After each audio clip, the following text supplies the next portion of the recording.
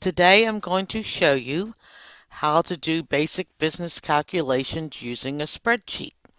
You can get a free office called OpenOffice by just going to Google and typing in OpenOffice. You will see a download link there. They also have a form, but I don't know how active it is. Well, the first thing to know is how do you open OpenOffice? Well, you open it the same way you open any program. Go to your Start menu, All Programs, look for Office Suite, and then whichever one you want to open. In this case, we're opening Calc. And after I've opened it a few times, it starts showing up here. All the ones I use the most in. By default, each spreadsheet will have 3 worksheets. If you want to name your worksheet, you just double click and then type in the box. And of course, click OK. If you want to add a sheet, left click, then right click. You can insert, delete, rename, move and copy, or select all the sheets.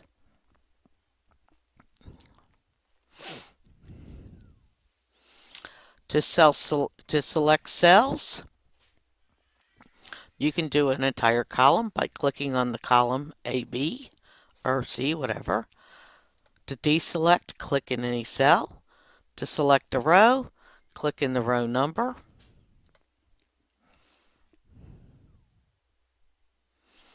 If you want to select a range of cells, and this is usually done for formatting purposes, you just hold your left mouse down and drag.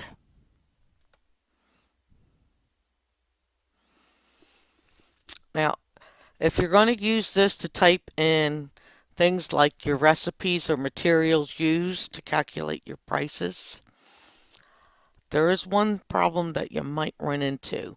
Say you've got something with a long name that you want to keep track of. Like say we have glitzy red hot cinnamon candles. Okay, well, as you notice, that goes over about 3 columns. All you have to do is click in the cell because it's actually in the first one, even though it shows over. You see, if you click there, you see nothing. And you go right click to format cells. And here's where you can do your numbers. You can change it to percent, currency, date, text, and even fraction. I'm not going to go over the other ones.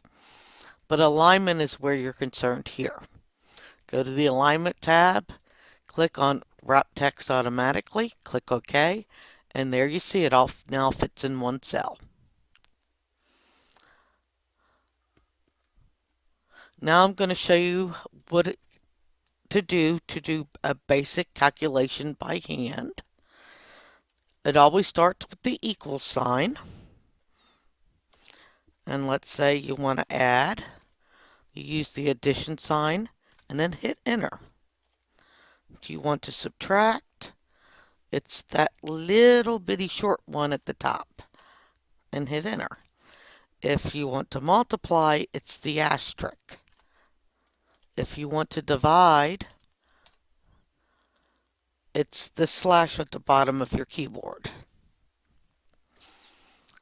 If you want to clear cells, highlight them and hit the backspace button.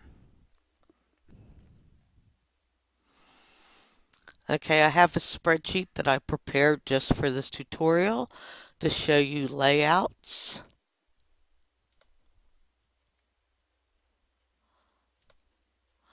And link calculations. So it'll be in my recent documents.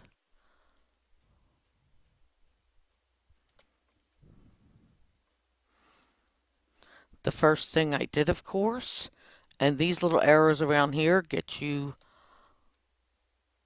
back and forth to your mini spreadsheets if you want them.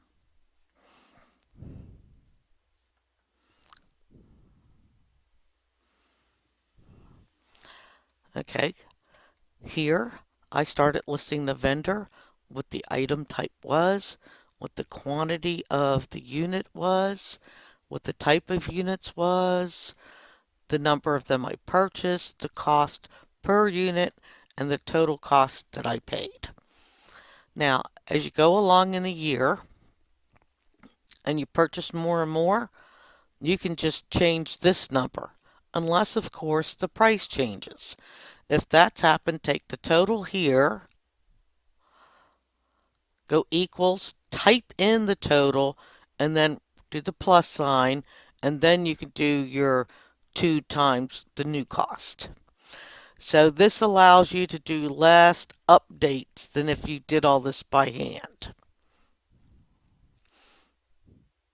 That's the big advantage of setting up a spreadsheet, is you don't have to keep doing recalculations. The spreadsheet will do it for you. Now, I do know in Excel, you have to set it to auto recalculation, or it won't automatically recalc when you change something.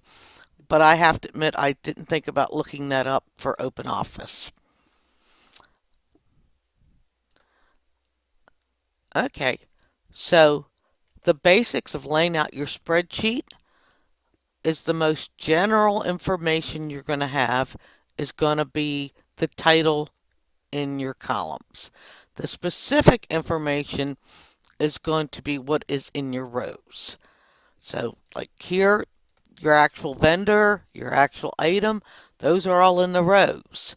But the general items, vendors, quantity, units are what you name in the column. So for your total cost here, you can just type all this in, and then you type in equals, and then you just click in the cell, cost per, which is G2, multiplication sign, then click in F2 and hit enter. That way you don't have to worry about making any typos. You just click in the right cell. If you click in the wrong cell, you just can hit the escape key and start all over again, or the backspace key, whichever you prefer. And don't forget, when you have other fees that you might want to keep track of, like websites fees, advertising, any printing costs, that sort of stuff. Now, here's where the spreadsheet really comes in handy. You're going to type in your product name, and underneath it, all the materials that you use to create that product. And do your labor too, if you're trying to make money. And you'll have to decide what your labor costs are. Everybody's different. So you type in the quantity of everything used, and here's where your advantage is. Now, to calculate the cost, instead of you trying to type it out manually on a little handheld calculator, you can just type, this cost is going to equal what's in the expenses sheet in G2, which is the cost per 1 unit, divided by, of course, the quantity of 100, which is in D2, times the number of them that I used, which is in B3. So voila. And at the bottom, you can take your total cost for the batch by using this funny looking sort of E thing. It means sum. I believe that's a Greek symbol. And that gives you the total cost of everything that went into the batch. And then you take that total and you divide it by the number of units, which here it was 12 units. There are 24 votives. We sell them 2 to a unit.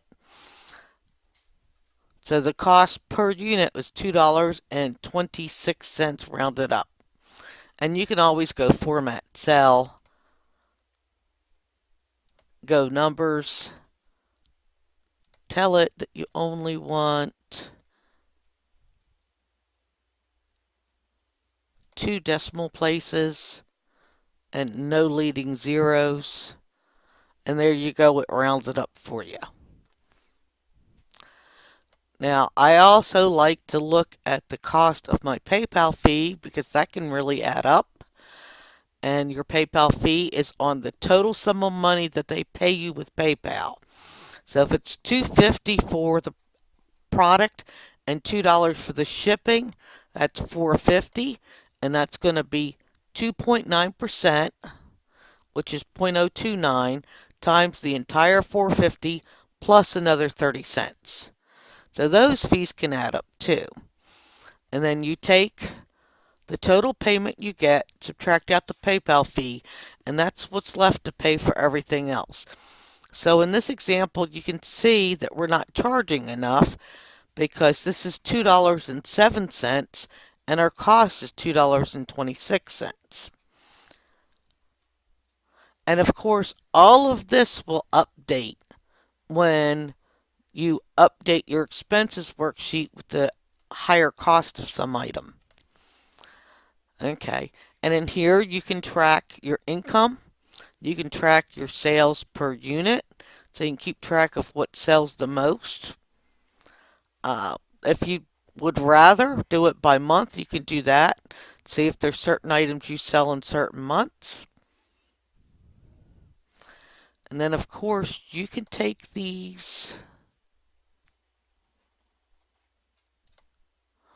and then, of course, you do your sum. And then at the end of the year, if you want to see if you have a profit or loss, you can take your total income from the income spreadsheet, add in your labor from wherever you have that tracked, add in your materials and costs from your expenses worksheet,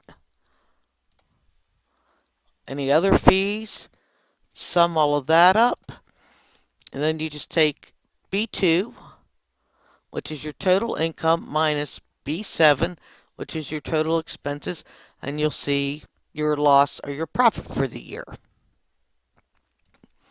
Now, I do also advise that when you look at your expenses, you take a look at your shipping fees that you pay. I mean, if you're buying a $10 product and it's kind of heavy and bulky, it may cost you $6 to ship a $10 product, and that's 60%. But then you may have some other things you buy, and it's more like 12% is your shipping fee. So you might want to get a bunch of stuff and then add up all the shipping fees and divide it by the total you paid for the items and see what percent you want to add into your cost to pay you back for shipping.